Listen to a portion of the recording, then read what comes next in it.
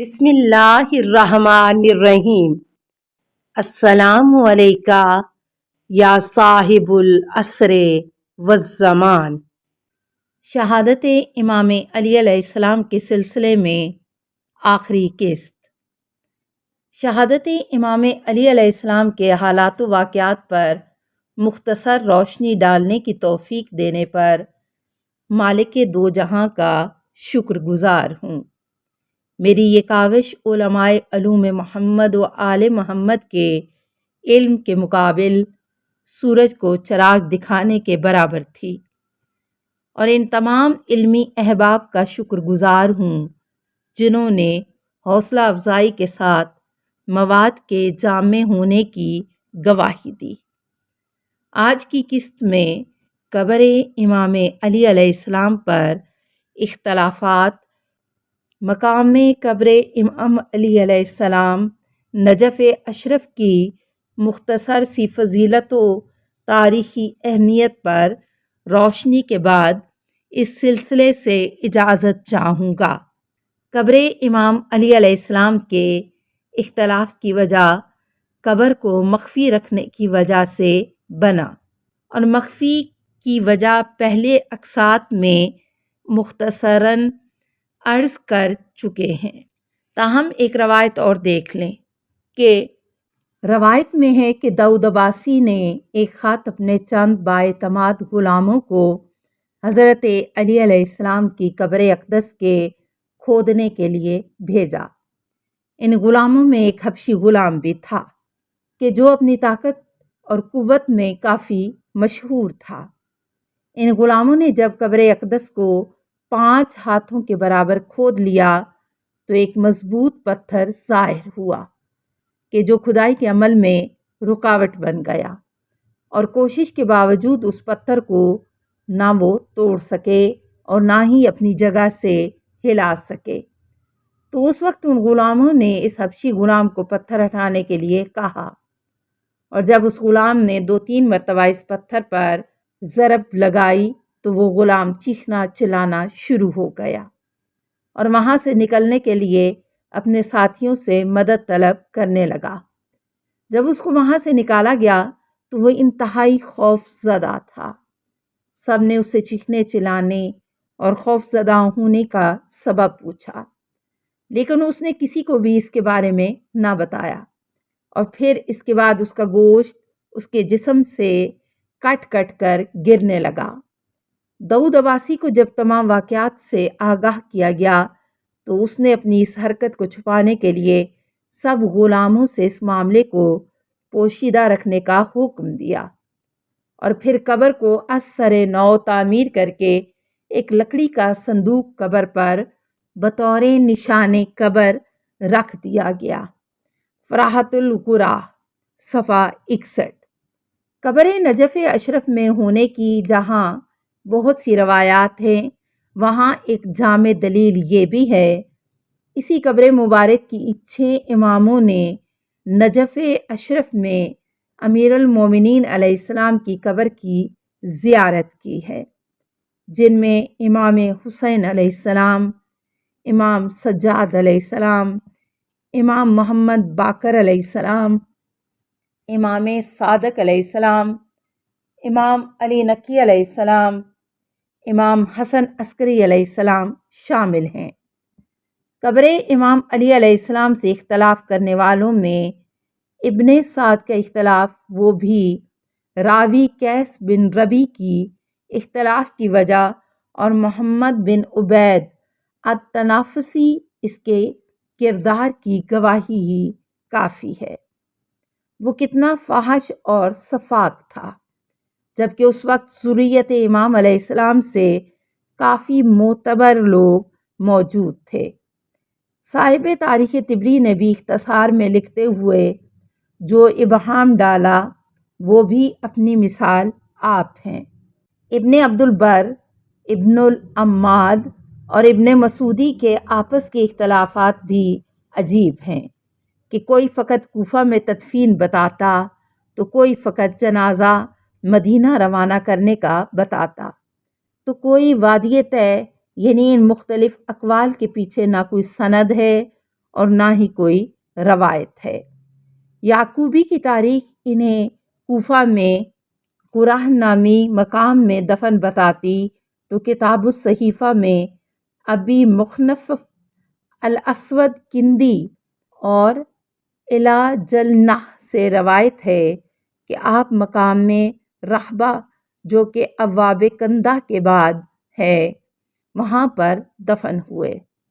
سید ابن طاؤس نے کتاب الفرحتہ اور ابن عبد ربہ نے اپنی کتاب القعدہ بھی یہی مقام بتاتے ہیں۔ ابن کثیر اور خطیب بغدادی کی تاریخ بغداد کے مباحثے بھی ایسے ہی آپس میں ملتے جلتے ہیں، لیکن ابو الفرج کا ہر بات ادھوری چھوڑ دینا سمجھ سے بالاتر ہے۔ بات لمبی ہونے کے ڈر سے نجف میں مقام قبر ہونے کے اختلافی و حامی حوالوں کی لمبی بحث ختم کرتا ہوں، کیونکہ دامن وقت میں گنجائش نہیں ہے۔ البتہ فضیلت نجف اشرف کی روایات تسکین قلب کے لیے کافی ہیں کہ نجف اشرف ہی مولا کا مقام تدفین ہے۔ نجف اشرف عراق کے دارالحکومت بغداد سے تقریباً 116 کلومیٹر جبکہ کوفہ سے 10 کلومیٹر کے فاصلے پر واقع ہے اور سطح سمندر سے اس کی بلندی 70 میٹر ہے۔ نجف اشرف کی شمالی اور شمال مشرقی سرحد کربلا سے ملتی ہے، جبکہ کربلا کا شہر نجف سے تقریباً 80 کلومیٹر کے فاصلے پر واقع ہے۔ نجف اشرف کے جنوب اور مغرب میں خشک بحر نجف ہے۔ اسلامی فتوحات سے پہلے نجف میں صرف عیسائیوں کی عبادت گاہیں ہوا کرتی تھیں، البتہ جب سے حضرت امیر المومنین علی ابن ابی طالب علیہ السلام کی آخری آرام گاہ نجف اشرف قرار پائی ہے، اس وقت سے نجف اشرف کی آبادی میں کافی اضافہ ہوا ہے اور حضرت علی علیہ السلام کی ہی برکت سے نجف اشرف ایک مقدس شہر کے طور پر پوری دنیا میں جانا جاتا ہے، اور یہ بھی حضرت علی علیہ السلام کے مبارک وجود ہی کی برکت ہے کہ نجف عرصہ دراز سے دینی مرجعیت اور اہل علم کا مرکز ہے۔ نجف اشرف میں ہی کوفہ یونیورسٹی بھی ہے کہ جو عراق کی اہم ترین یونیورسٹی شمار ہوتی ہے۔ نجف عربی کا لفظ ہے کہ جس سے مراد ایسی بلند جگہ ہے کہ جہاں پانی نہ پہنچتا ہو۔ عربی لغت میں نجف ٹیلے کے لیے بھی استعمال ہوتا ہے۔ بنکایا، جودی، ربوہ، زہر، الکوفہ، غربی، لسان، طور نجف، غرا اور مشہد جیسے نام بھی نجف کے لیے تاریخ اور اہل بیت علیہم السلام سے مروی روایات سے ملتے ہیں۔ نجف میں حوزہ علمیہ کی بنیاد استاد الفقہاء و مراجع شیخ طوسی نے رکھی اور 12 سال تک بغداد میں شیعت کی رہبری کی ذمہ داریاں سنبھالی رکھیں۔ سن 447 ہجری میں جب تغرل بیگ سلجوقی نے بغداد پر حملہ کیا اور شیعہ آبادی والے علاقوں کو نیست و نابود کر دیا، اس دوران 451 ہجری میں شیخ طوسی کی ذاتی لائبریری کو جلا دیا گیا، جبکہ اس سے پہلے بھی کئی بار آپ کی لائبریری کو نذر آتش کیا گیا تھا۔ اس لائبریری میں آپ کی ذاتی کتابیں، خطی نسخے اور دیگر قیمتی کتب شامل تھیں۔ شیخ طوسی نے شیعہ علمی میراث کو محفوظ رکھنے کی خاطر ایک بار پھر ہجرت کا ارادہ کیا اور اب کی مرتبہ انہوں نے نجف اشرف کا رخ کیا۔ سن 448 ہجری میں شیخ طوسی کے نجف اشرف تشریف لانے پر اہل نجف نے آپ کا شاندار استقبال کیا۔ تعمیراتی سلسلے میں مزار اقدس کو مسمار کروانے میں جہاں متوکل عباسی جیسے شامل تھے، وہاں ہارون الرشید، محمد بن زید دائی، امیر الحجاج عمر بن یحییٰ بن حسین عزالدولہ دہلوی نے مثالی تعمیرات بھی کروائیں۔ روضے کی عمارت کی تعمیر و مرمت میں عزالدولہ کے علاوہ آل بویہ کے تمام حکام و وزراء، ہمدانیان اور بعض عباسی مستنصر عباسی بھی شریک رہ چکے تھے۔ جہاں تک بات ہے کہ مسجد کوفہ کی، تو اس کی تاسیس حضرت آدم علیہ السلام سے ہے، اور بعض ارزاں حضرت نوح علیہ السلام نے طوفان کے بعد اس کی تعمیر نو کی۔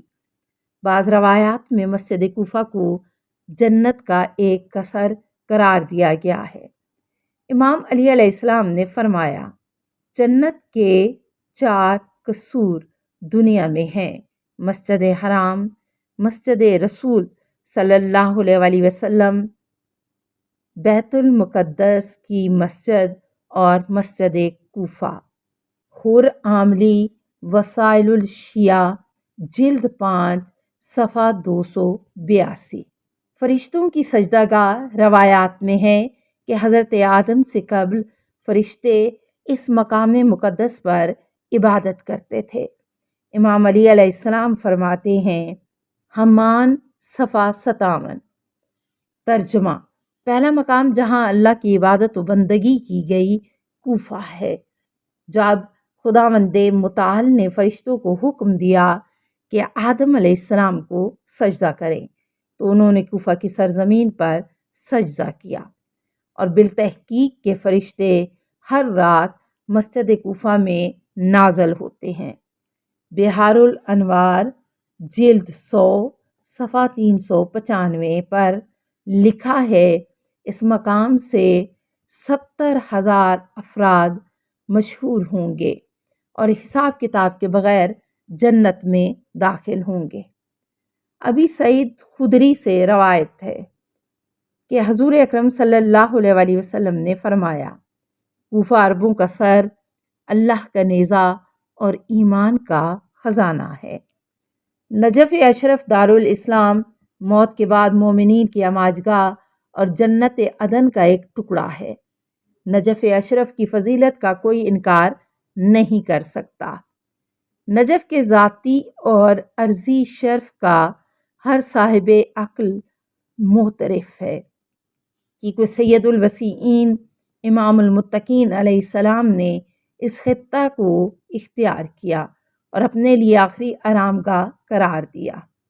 مفضل بن عمر سے مروی ہے، امام جعفر صادق علیہ السلام نے فرمایا، نجف اس پہاڑ کا حصہ ہے کہ جہاں اللہ تعالیٰ نے حضرت موسیٰ علیہ السلام سے کلام کی، حضرت عیسیٰ علیہ السلام کو مقدس قرار دیا، حضرت ابراہیم علیہ السلام کو اپنا خلیل بنایا، حضرت محمد صلی اللہ علیہ وآلہ وسلم کو اپنا حبیب منتخب کیا، اور انبیاء علیہ السلام کے لیے اسے مسکن قرار دیا۔